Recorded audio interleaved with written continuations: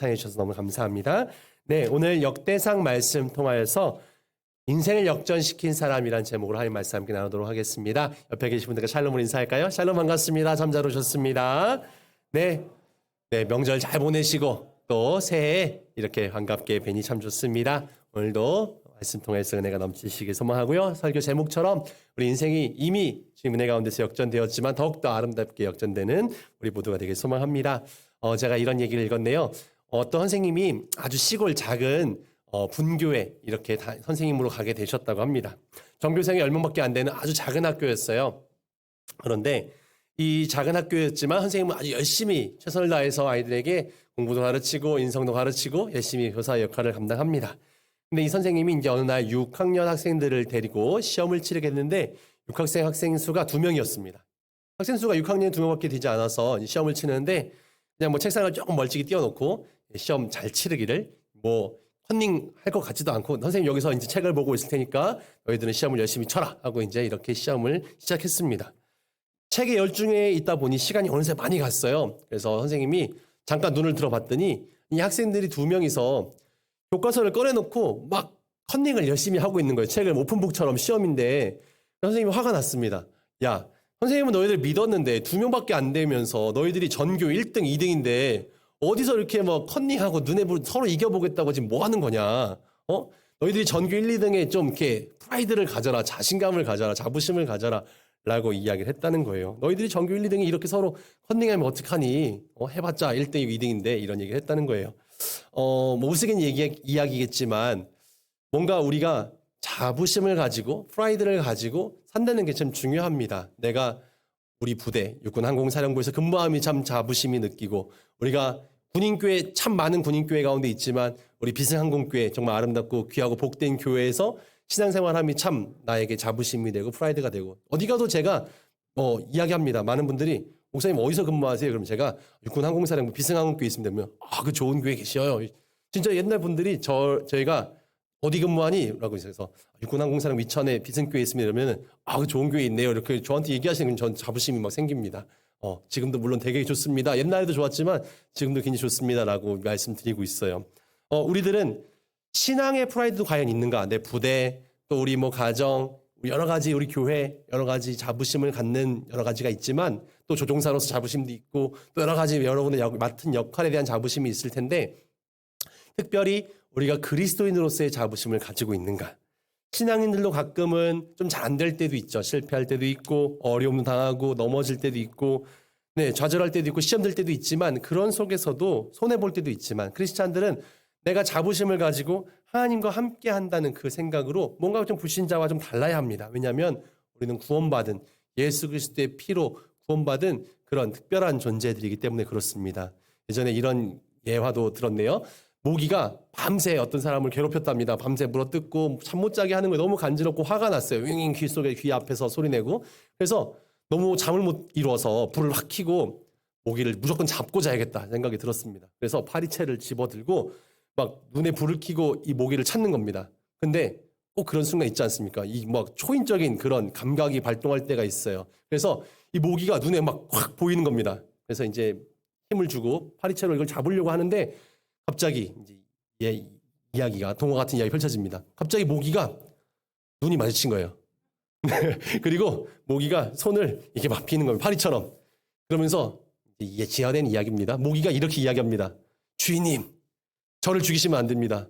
저를 죽여서는 안 되는 분명한 이유가 있습니다. 그래서 사람 화가 나가지고 야, 내가 너 때문에 잠도 못 자고 너무너무 간지럽고 화가 나 죽겠네. 내가 너 어떻게 안 죽이고 넘어갈 수 있니? 라고 했더니 모기가 뭐라고 얘기했을까요? 홍혜석 권사님. 주인님, 제 몸속에는 주님의 피가 흐르고 있습니다. 네. 이렇게 이야기했다는 거예요. 맞죠? 이 사람의 주인이 이 사람의 피를 뽑아 먹었으니까 주인의 피가 흐르고 있는 거죠. 네. 지원의 이야기겠지만 우리 몸속에는 어떤 피가 흐르고 있습니까? 우리 몸속에는 예수의 피가 흐르고 있습니다. 물론 우리 부모님의 피가 흐르고 있어요. 저는 엊그저께 우리 헌혈도 했어요. 저는 O형 피를 가지고 있어서 헌혈을 자주 하려고 마음을 먹고 있는데 우리 몸속에는 그냥 피가 있지만 우리는 주님의 보혈로 구원받은 구속받은 존재들입니다. 우리 몸속에는 예수의 피가 흐르고 있다는 특별한 그런 자부심이 있었으면 좋겠습니다. 이걸 잊어서는 안 됩니다. 내 인생 가운데 낙심과 절망이 찾아오거나 어려움이 찾아온다 할지라도 하나님이 내 편이고 하나님이 나의 부모 되시고 나에게 그 능력의 피를 주셨기 때문에 용기를 가지고 힘을 가지고 비전을 가지고 일어설 수 있습니다. 많은 사람들이 어떤 출신과 어떤 환경들을 가지고 사람들을 재단하고 구분합니다. 요즘 젊은 세대들은 영향을 많이 받아서 뭐 계급을 많이 이야기하죠.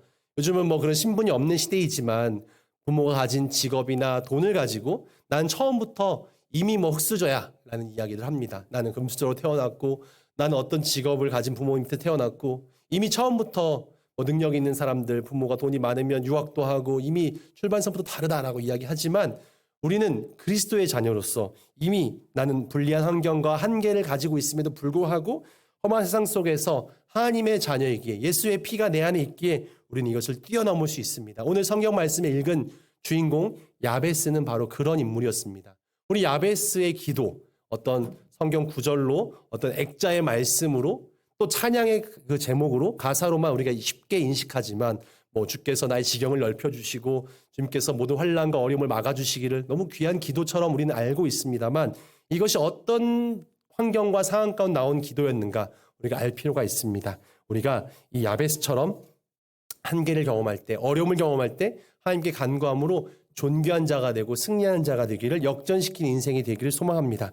옛날 성경에는 존귀한 자, 오늘 말씀에는 귀중한 자라고 말씀 나와 있습니다. 왜 그가 귀중한 자가 되고 왜 그가 존귀한 자가 되었을까? 영향력이 있고 죄송합니다. 권세 있는 자가 되었을까? 우리 같이 한번 살펴보고자 합니다. 그는 불리한 환경과 한계가 있었지만 이것을 뛰어넘어서 귀중한 자, 존귀한 자가 되었습니다. 오늘 그는 고통 가운데 기도로서 하나님께 간구했습니다. 9절 말씀 잠깐 눈으로 보실까요? 우리 같이 한번 읽어봅시다. 9절 말씀입니다. 시작. 야베스는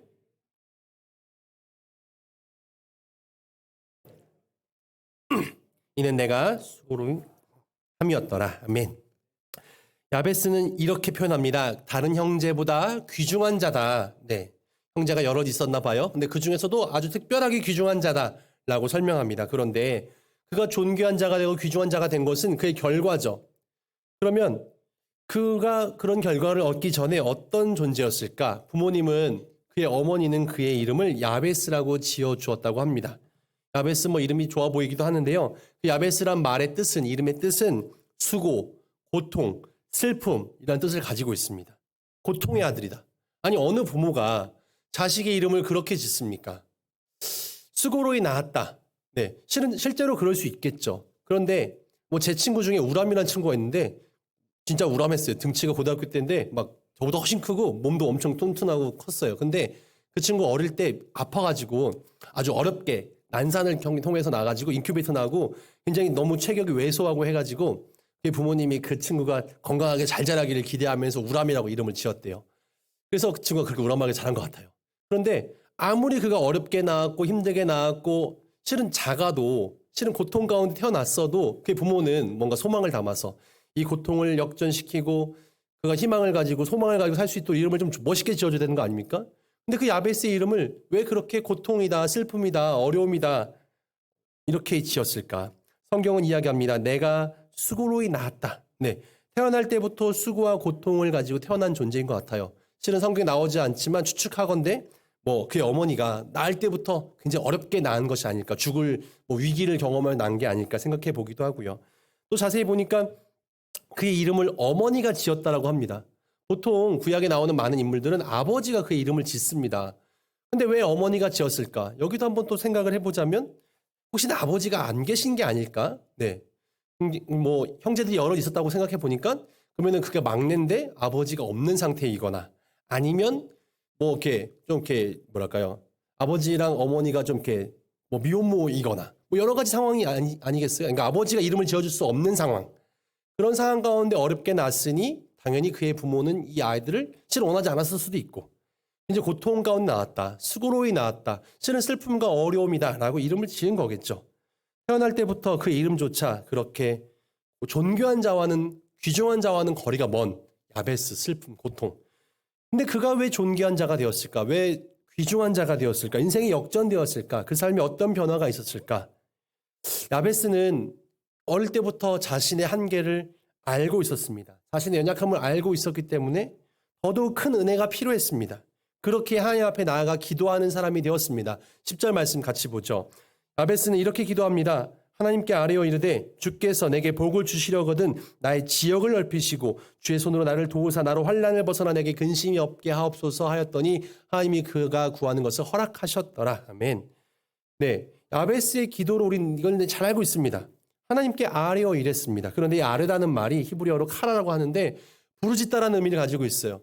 이 야베스가 하나님께 기도할 때 하나님 도와주세요. 저 하나님 원컨대 내게 복 주시려거든 내 지역을 좀 넓혀주세요. 찬양 부르듯이 뭐 이렇게 아름답게 불렀을까요?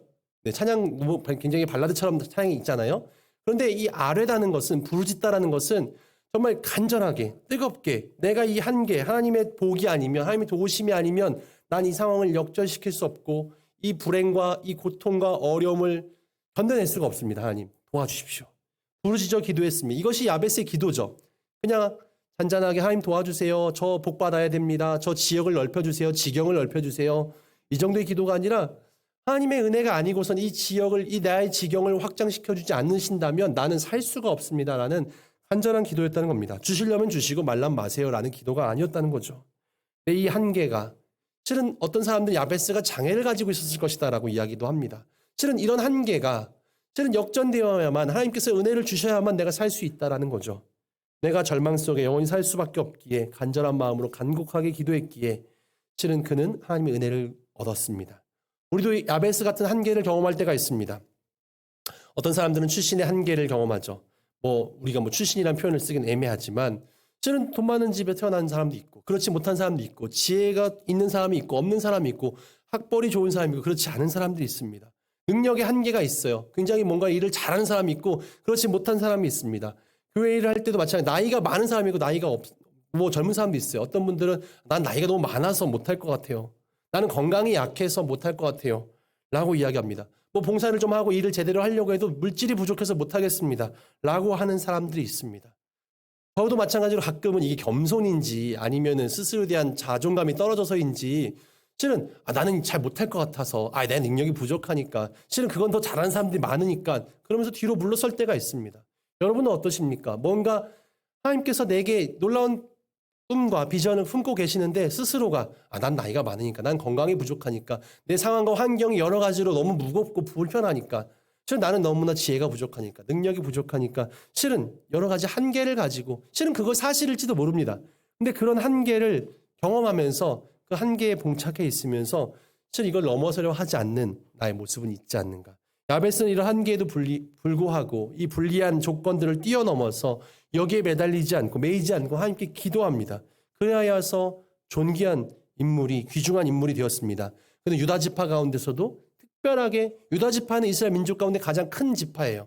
가장 힘 있는 지파였습니다. 근데 그 지파 가운데서도 가장 축복된 존귀한 자가 되었습니다. 역대상의 말씀은 초반에 1장부터 9장까지 지파들의 족보가 쭉 나옵니다. 굉장히 좀 지루하게 연결됩니다. 실은 그런데 이 긴 족보 중에서 대부분은 누가 누구를 낳고 누가 누구를 낳고 이 얘기입니다. 그렇지 않겠어요? 어느 아버지 밑에서 어느 아들이 나왔고 실은 이 얘기가 주된 이야기죠. 근데 그 족보 가운데 특별히 눈에 띄는 인물이 바로 이 야베스입니다. 왜 유다 지파의 족보 가운데 야베스만 특별히 기록했을까? 야베스는 고통 가운데 태어난 인물이었지만 그는 하나님께 간절히 기도함으로 하나님께 도우셔서 그가 존귀한 자가 되었다라가 족보에 나와 있는 이야기죠. 특별히 야베스의 일대기를 기록한 내용도 아닌 거죠. 족보에 왜 굳이 야베스가 이렇게 기록될까? 많은 사람들에게 후손들에게 이 이야기를 전해주고 싶었던 겁니다. 이 족보를 기록하는 이 유다 지파의 사람들은 우리 집안 가운데 야베스라는 인물이 있었는데 이 야베스는 이름 그대로 참 불행하고 힘든 인생이었는데 하나님께 간절히 기도함으로 그 인생이 역전되고 놀라운 축복을 받아서 누구보다 축복된 인생이 되었다.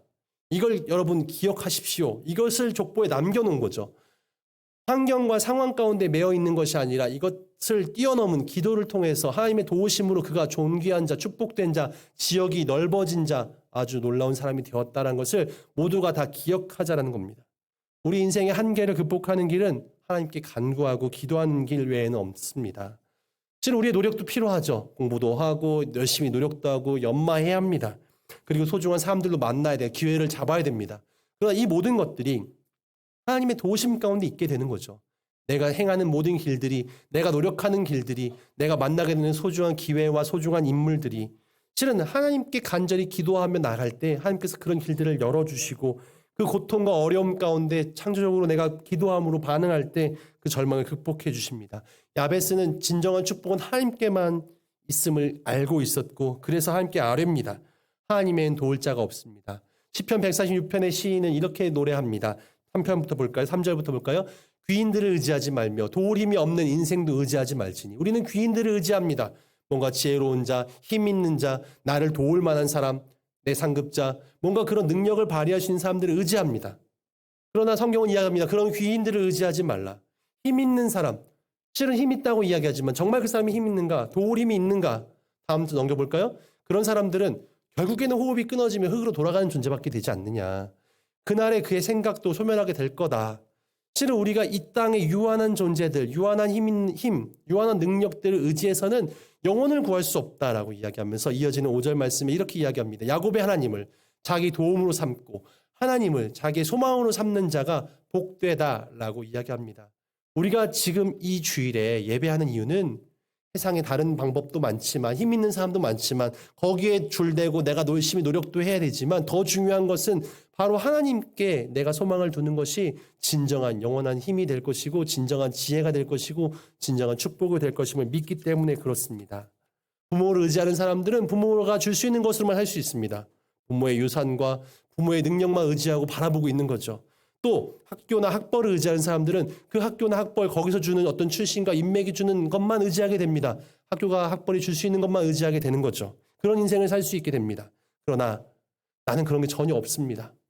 하나님을 의지하는 사람은 하나님이 주시는 위대한 능력으로 살 수 있습니다. 하나님을 의지하면 하나님 주시는 것으로 하나님 우리에게 늘 좋은 것으로 늘 풍성한 것으로 신령한 것으로 축복된 것으로 우리에게 부어주십니다. 그 하나님을 의지할 때 우리는 하나님의 것으로 살게 됩니다.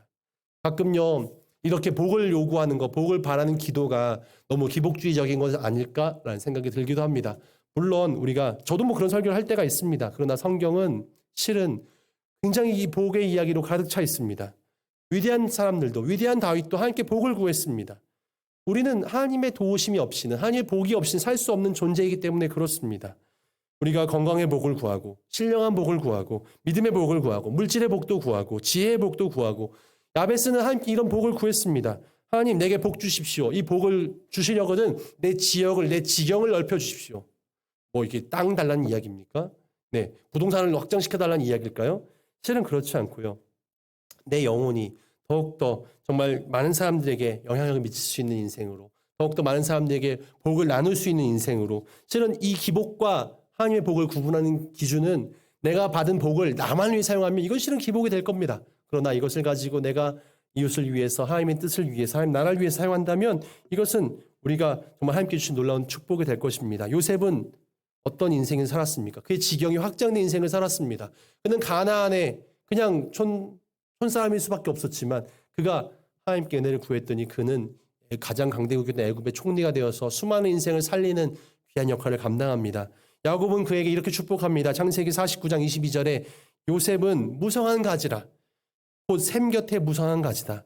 그 가지가 담을 넘었도다 라고 이야기합니다. 실은 우리가 내 바운더리 안에서 내 담장 안에서만 축복을 누리는 것이 아니라 담장을 넘는 가지가 되길 소망합니다. 담장을 넘는다는 것은 나만 누리는 것이 아니라 그 담 밖에 있는 사람들에게도 그 열매를 나누고 먹일 수 있는 인생을 살아간다는 것을 의미하죠. 우리가 내 가정만을 위해서 내가 속한 그 공동체 작은 거기서만 머무는 것이 아니라 더욱더 많은 이들에게 은혜를 나누고 베풀 수 있는 존재가 되길 소망합니다. 우리 사랑하는 자녀들도 여기 몇 명 있는데 우리가 공부를 열심히 하는 이유는 위대한 사람이 되어야 되는 이유는 내가 그 복을 담장을 넘어서 많은 사람들에게 먹이고 나누기 위해서 우리 위대한 인생들이 되어야 합니다. 실은 우리 귀승교회도 마찬가지로 우리 선교의 지역이 확장되길 소망합니다. 우리 육군 항공사령부와 이천 기지만이 아니라 더욱더 우리 육군 항공 전 구성원들에게 우리 사령부의 모든 기지들의 영향력을 넓혀가는 우리 비승교회가 되길 소망합니다. 요셉의 가지가 담을 넘는 것처럼 우리들도 큰 비전을 품고 하나님 주신 놀라운 복을 가지고 인생을 역전시키길 소망합니다. 야베스는 이렇게 기도합니다. 주님, 주의 손으로 나를 도우사 나로 환난을 벗어나 근심이 없게 하여 주십시오. 첫 번째는 지경을 넓혀달라는 축복을 구하는 기도였다면 두 번째는 내가 이런 축복을 얻는 데 있어서 방해가 되는 그런 환난들, 그런 유혹들, 시험들 주님 다 막아주십시오라고 기도합니다. 우리를 막고 있는, 우리가 복받고 우리가 잘 되기를 방해하는 그런 원하지 않는 악한 세력, 사단 마귀가 있다면 그런 환난을 벗어나 우리가 근심을 없게 하여 주시옵소서. 하나님의 참된 평안과 축복이 우리와 우리 모든 교회와 우리 부대 가운데 있기를 우리는 기도해야 합니다. 우리의 소유를 넓히시되 우리의 지경을 넓혀주시고 우리가 하나님 나라와 선교를 위해서 내가 할 수 있는 물질과 지혜와 내 영향력과 능력이 우리 가운데 넘쳐나기를 우리 늘 기도해야 될 것입니다. 우리는 어떤 인생을 살 것인가? 내 태생의 한계, 내 어떤 지혜의 한계, 내 가진 물질의 한계 그냥 인정하고 그냥 거기에 머물러 있겠습니까? 아니면 야베스의 기도를 다시 한번 나의 기도 삼아서 주님, 내가 정말 기도의 무릎으로 간절한 마음으로 간구하며 주님 원컨대 나에게 복에 복을 더하시고 내 지역을 넓혀주시고 더욱더 모든 환난에서 벗어나 근심이 없는 인생으로 더욱더 하나님 복을 전하고 나누는 인생으로 살게 해 주십시오 라고 야베스처럼 늘 기도할 수 있는 축복된 인생 역전의 그런 용사들 다 되어질 수 있는 우리 모든 믿음 가족들 되어지시기를 주님의 이름